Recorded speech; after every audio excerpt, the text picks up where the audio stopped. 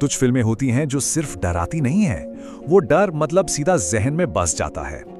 आज हम एक ऐसी ही फिल्म की बात करने वाले हैं, रेक। एक ऐसी फिल्म जिसने हॉरर को इतना असली, इतना रियल बना दिया कि देखने वालों को लगा, अरे ये सब तो सच में हो रहा है। तो सवाल यही उठता है कि आखिर रेक ने ऐसा क्या कर दिया कि डर इतना असली लगने लगा? मतलब ऐसी क्या ट्रिक थी, क्या तरीका था जिसने इसे एक फिल्म से कहीं ज्यादा एक भयानक असल अनुभव में बदल दिया?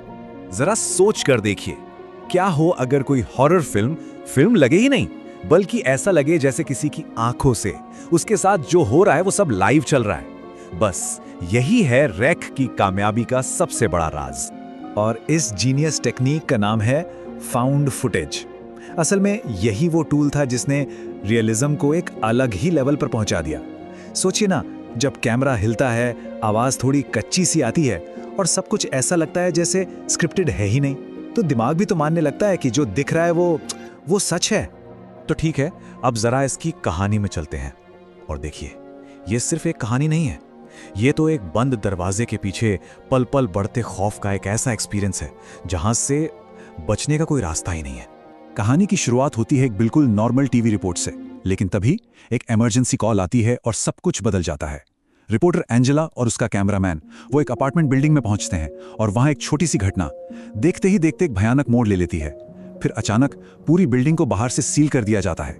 अब अंदर जितने भी लोग फंसे हैं वो एक अजीब रहस्यमय इन्फेक्शन का शिकार होने लगते हैं, और जो रात बिल्कुल नॉर्मल लग रही थी वो अब जिंदा रहने की जंग बन जाती है। पर्दे पर जो ये खौफ दिखाया गया ना, वो इतना असरदार था कि असल दुनिया में भी इसने कमाल कर दिया।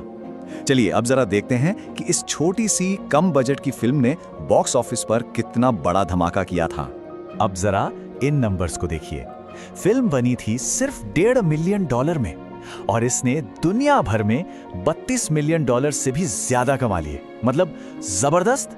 ये बात बिल्कुल साफ हो जाती है कि लोगों को डराने के लिए भारी भरकम बजट नहीं, बल्कि एक जबरदस्त आइडिया चाहिए होता है।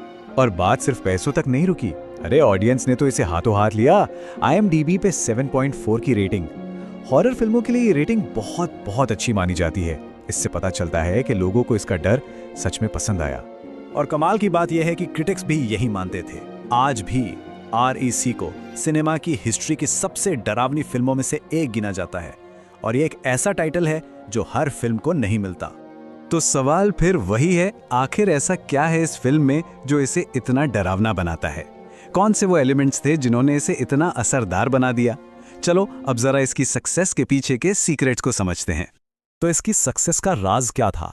ये 4 चीजों का एक बिल्कुल परफेक्ट कॉकटेल था।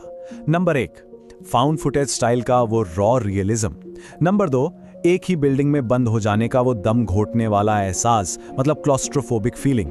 नंबर 3, धीरे धीरे बढ़ता हुआ टेंशन जो आखिरी 20 मिनट में तो बस फट पड़ता है। और इन सब के ऊपर फिल्म का वो शॉकिंग एंड जो दिमाग में घूमता रहता है। और इस पूरे खौफनाक एक्सपीरियंस को बनाने का क्रेडिट जाता है इसके डायरेक्टर्स को, जॉमे बालागेरो और पाको प्लाजा। सच कहूं तो उन्होंने सिर्फ एक फिल्म नहीं बनाई, उन्होंने एक ऐसा माहौल तैयार किया जिसने देखने वालों को भी किरदारों के साथ उसी बिल्डिंग में फंसा हुआ महसूस कराया।